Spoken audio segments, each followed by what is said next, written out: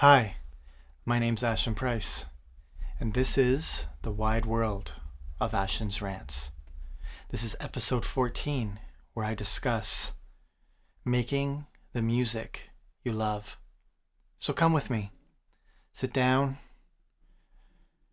brew a hot organic tea, and listen to my soothing tones discuss making the music you love.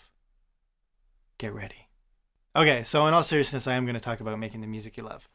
And that seems pretty obvious, but I've seen a lot of people that don't, and even myself, to be honest with you, I've, especially running the studio, I've made music that I wasn't exactly passionate about. I'm speaking more genre than artists, but definitely artists as well. But I think what ends up happening is, you're working on music and then you see someone, a friend of yours, someone you know, a colleague, whatever, and they're doing a different genre of music, maybe something that's a little bit more popular at the time, and they start becoming successful a lot easier. And you're like, well, wait a minute, maybe I should be doing that too. And I would advise against that, and I have a bunch of reasons for that. So the first one is, and this is a little harsh, I don't mean it to be, but it's really, really tough to make it in music. It's very likely that it won't happen to the extent that you want it to, which is that it would just, that's it, you're just doing music and making a living off of it. So you want to be able to look back on the music that you've made and be really, really proud of it. If nothing else, you want to be really, really proud of the music you've made and be able to listen to it and enjoy it for the rest of your life.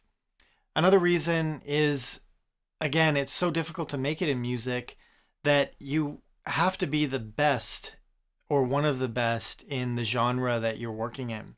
And it's pretty hard to be the best if it's something that you just picked up because you saw an opportunity. You really have to be passionate and love the music that you're doing.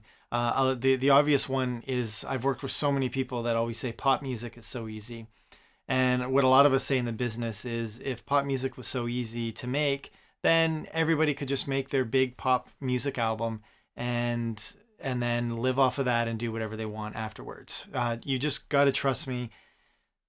It is not easy. A lot of the simplest forms of music are actually the hardest ones to actually do and do great things in.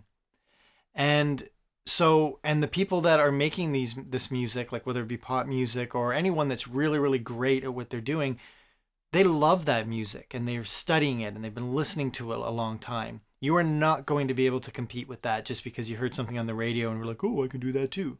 It's just not going to happen. So just stick with what you love.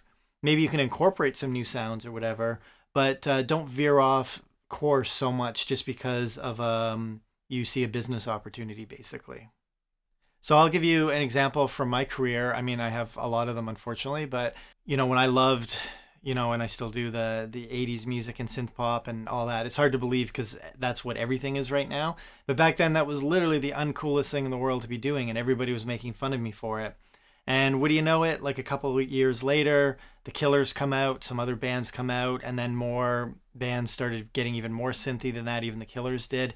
And lo and behold, that is the most popular type of music. So if I just stuck with that, I could have been a leader instead of someone who was like, oh, by the way, I can do that too, which I could, but I just wasn't really developing that or just working on that as anymore because, no one wanted to listen to it. I think another good example would be the Lumineers. They were doing kind of like really, I don't know, like old style kind of country folk music.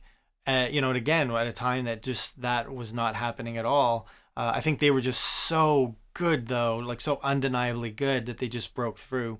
And again, like, you can imagine if they had changed genres or whatever, they just wouldn't have come across properly. Also, just working in the studio over the years, I've seen people kind of come and they'll do one genre and then all of a sudden they'll be like doing this. And because, they're always talking about like, oh, I want to do this, make this more up to date or whatever. And again, you can do that to a point, but a lot of times it always ends up sounding really inauthentic and it's something to be avoided. So I would just make the music you love, enjoy the journey, and just try and perfect your craft and what you're passionate about.